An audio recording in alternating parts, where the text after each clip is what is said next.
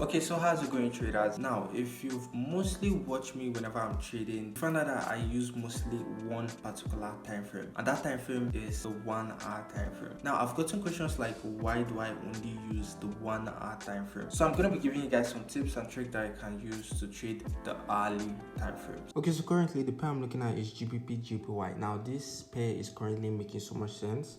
Now let me tell you guys what I'm expecting. As you can see, there is a support in this part of the market. The market reacted to support. As you can notice, if you remember everything that we said about moving averages, as you can see, price is above the 9 moving average and is above the 25. Now the 9 moving average is this blue one that detects whenever the market is changing trend quickly. So what I'm expecting here is for price to react to this 25 moving average as a support that will push price up further. By the way, the account I'm using right here is Vantage Market. So if you're looking for a very regulated broker that you can trade with low spreads, fast execution, plus withdrawals and deposits, you can go ahead and click the link in the description of this video to get started with Vantage Markets. Now on its own, this trade is making so much sense, but I have to wait for price to close above this 9 moving average.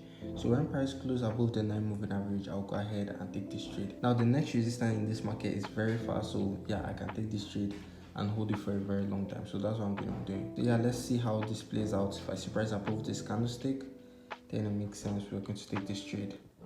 One eternity later. Okay, so currently price didn't get above the moving average, so that made us safe for us not to take this trade and price not going in that direction. So right now there'll be something like a retracement. What I want to do right now is I want to catch this retracement. So this retracement is happening due to like a very small resistance thing happening in here. I think I've placed in 4 trade. So this retracement is happening due to like a very small resistance happening up here in the market.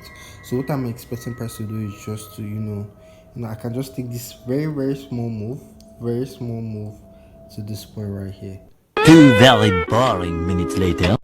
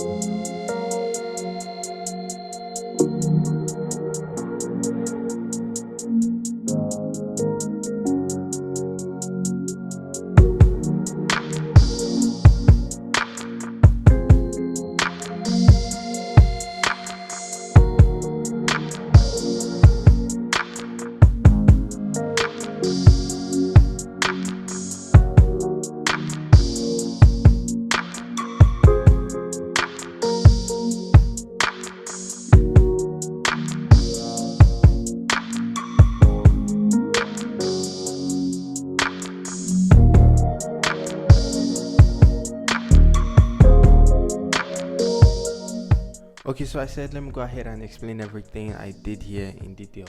So first off, we have the normal chart right here. Now, there are actually 2 types of trader. There are indicator type trader and there are price action trader. Now, I use both price action and indicators. Now, in terms of price action, I check out the reaction of candlesticks to support and resistance. So I mostly check out price reaction at certain levels, at certain key levels.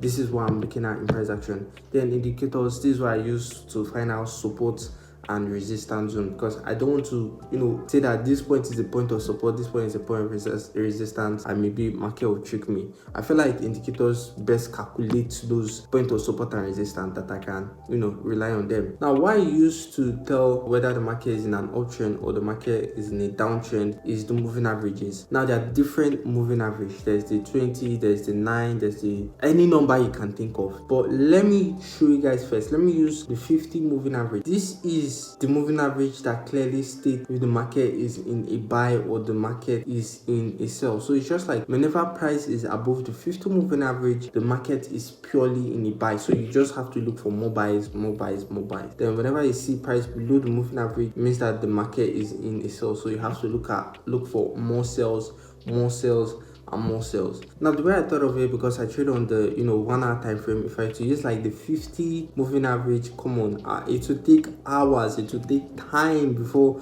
I could find an entry. What I had to do there is that I had to divide it into 2. So 50 divided by 2 will give me 25. That's how I got this 25, because I'm trying to be fast in this 1 hour time frame. If I use like 50 moving average on the 1 hour time frame, this is slow. This is going to be very, very slow. So that's how I got this 25 moving average. Now, how I came up with the 9 moving average was like was looking at this period, and I saw it came with default 9. So I was like, okay, this thing is coming with default 9. Let me see how this works. When I looked at it, it was making sense. It just showed me how it was following the market back to back, that in case there's a slight change, it will detect, okay, the market is changing trend, and I'll go ahead and change whatever I'm looking at. I'll go ahead and change whatever I'm looking at. So that's how I came up with this 9. I just looked at it from default. I was like, it's making sense.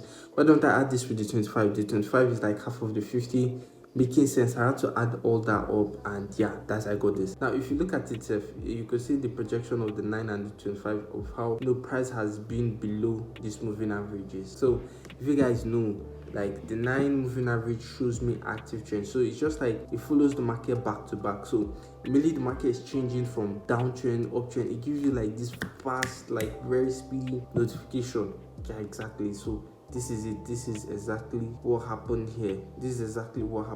When price gets above this 9 moving average, it means like, oh, I should just stop taking buys, I should just hold on. So that's what I'll just do here. I'll stop taking sells, and I'll just look at how price reacts to the 25. Now, if the 25 pushes it down continuously, then it totally makes sense to me. Come on, like I can still be taking this trade, continue taking this trade, continue taking this trade. So this is it. This is why you always see me with like these moving averages. I've given you guys the whole issue of how it came about this particular moving averages. Okay, so if you did like this video, make sure you go ahead and hit the like button. If you know you're part of the family, hit the red subscribe button.